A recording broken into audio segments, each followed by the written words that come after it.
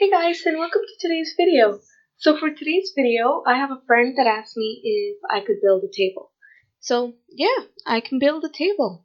Here's a table, and here's a giant table. Thanks for watching.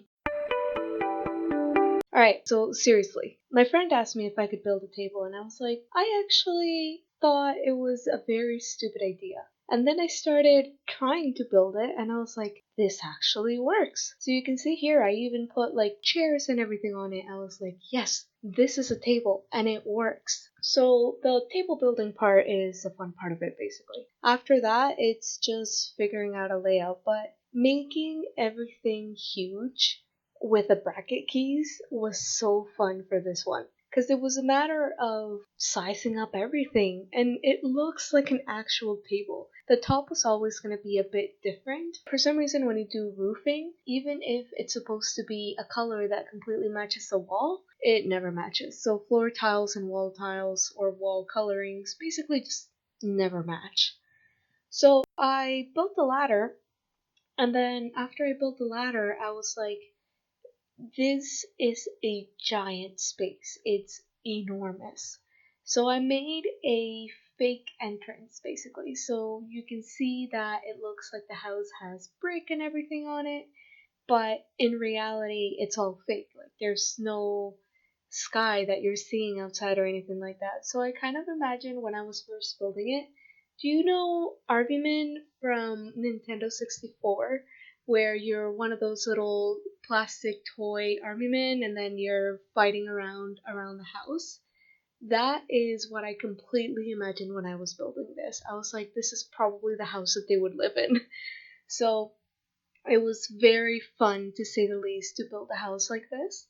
And after that, I just really got into the layout. It was such a weird layout, and you only had windows at the front. So I thought maybe those should be the kid bedrooms.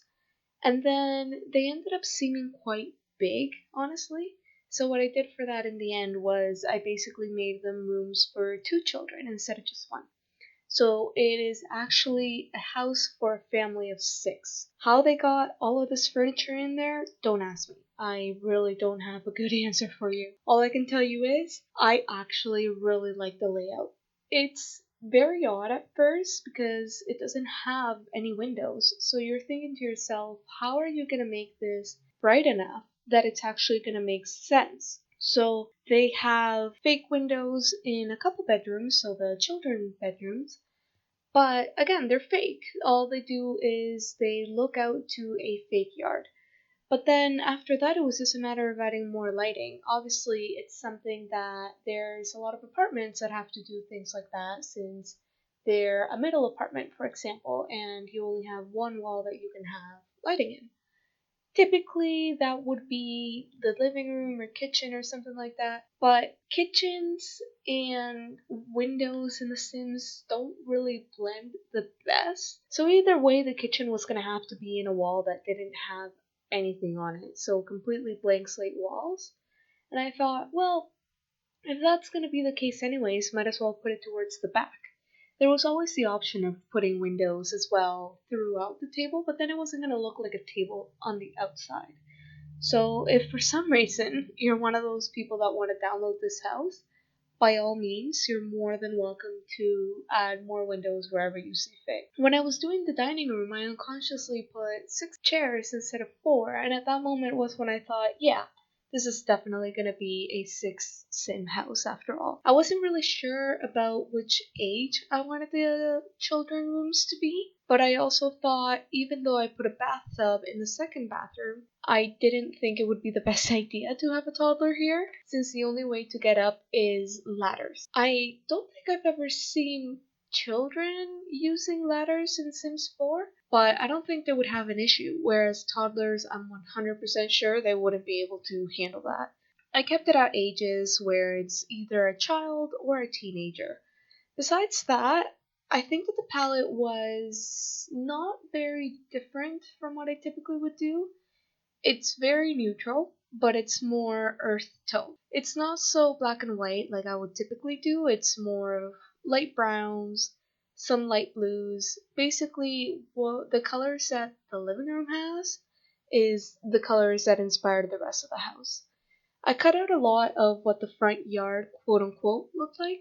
Basically, because I was playing around a lot with the trees. It was really hard to find a tree that you could scale down without it clipping through what would be the top of the table in this case.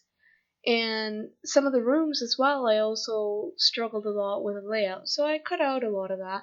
Even with that, you can see how the layout turned out and how the rooms turned out, and I feel like it is actually a build that I am strangely proud of. First, because I didn't think I was going to be able to make a table that made sense just because of the different wall heights and how that would look on a table IRL, but it was also just one of the weirdest layouts that I've ever done, and it wasn't even that weird of a layout. It just has bedrooms at the front instead of at the back.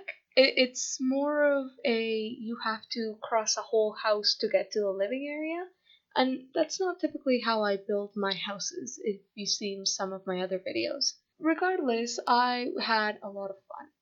And at the front, I was thinking of using some debug stones, but those take forever to find. And I ended up finding what is it called again? I think it's just the scattered stones under decorations. I thought, well, that actually works to outline what I would think the path would be. Typically, I would use a lot of terrain paint to designate where Sims would typically step on when trying to get to the house. It's never where they actually walk. It's just more of a visual effect. But this is technically the third floor, so you can't use any terrain paint unless you are on terrain. So I ended up finding those stones and thought they fit perfectly in this case. But anyways, guys, we're getting close to the end. I hope you guys had fun seeing me try to build a house out of a table.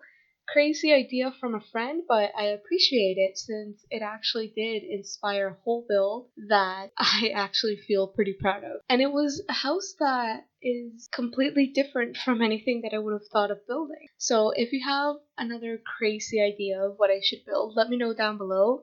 But anyways, thank you so much for watching. Remember to do all those fun YouTube things like liking and subscribing and letting me know what you think down in the comments down below, and I hope you guys have a great day.